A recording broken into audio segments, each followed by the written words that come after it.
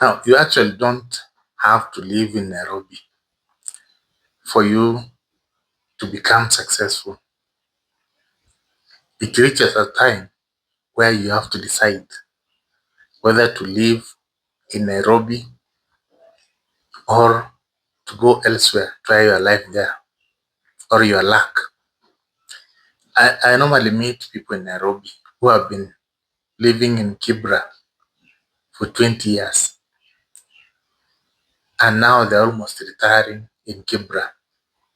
The only thing they have done is to take their children in a public school and actually to feed themselves and to pay rent 700 shillings every month.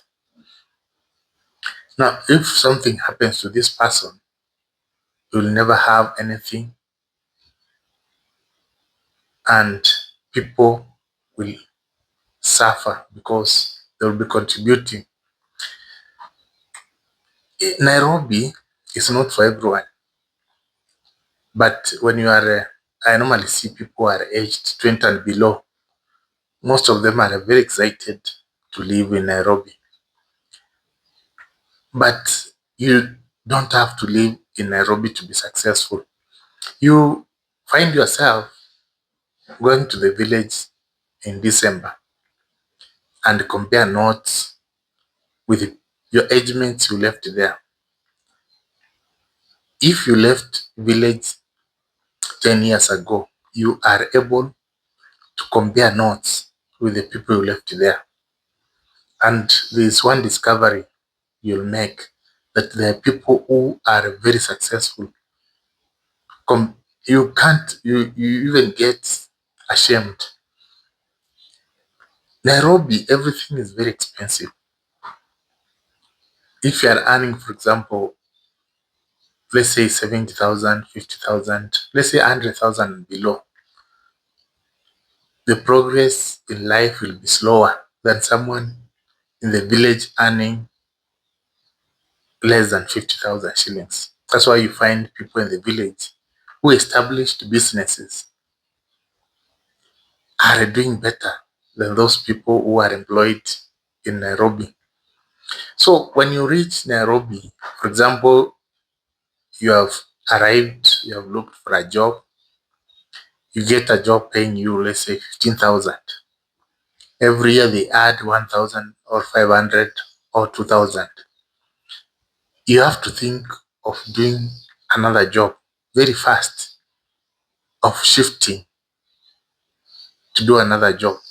Because if you stick to that job, eventually you become comfortable with that small salary and you'll never progress.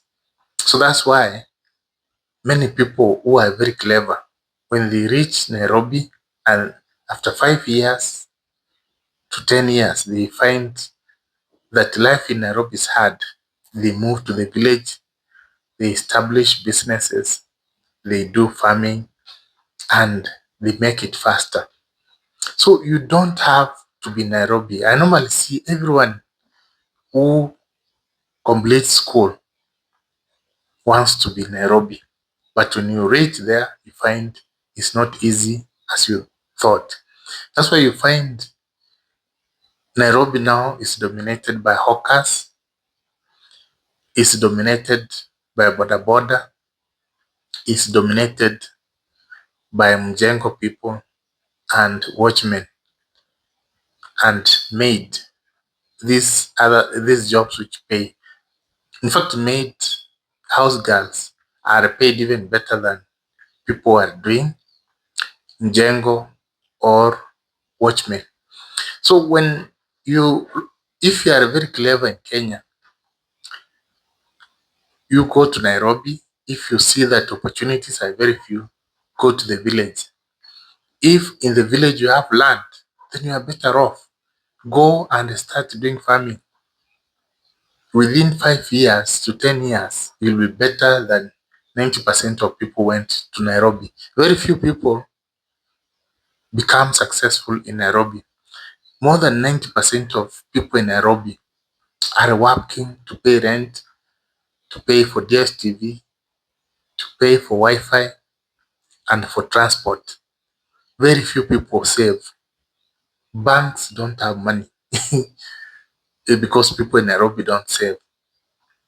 Normally, banks make money through loans and a transaction fee. People don't save.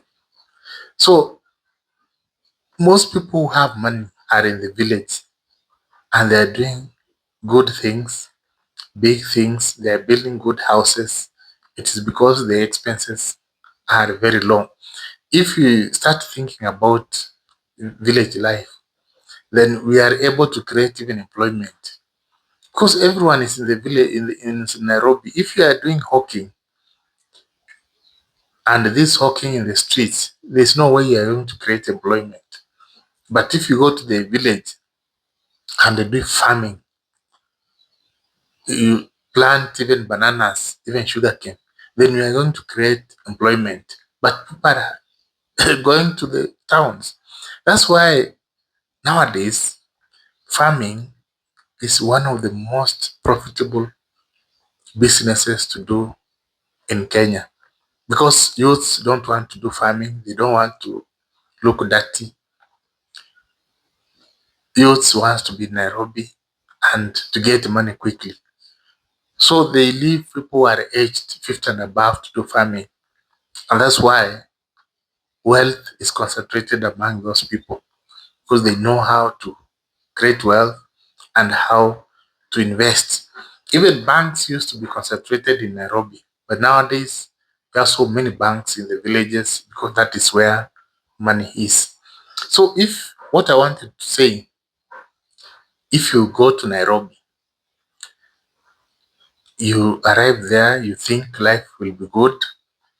After a few years, you realize that the salary you are being paid is peanuts, let's say 20,000, and that salary is not improving. You don't see any chance of doing that. Then try to think of moving to the village and establishing a business or doing farming and see how far you'll go by doing farming or business. Farming nowadays is good, not like those days when you used to plant things and there's no market. Nowadays, there's market everywhere.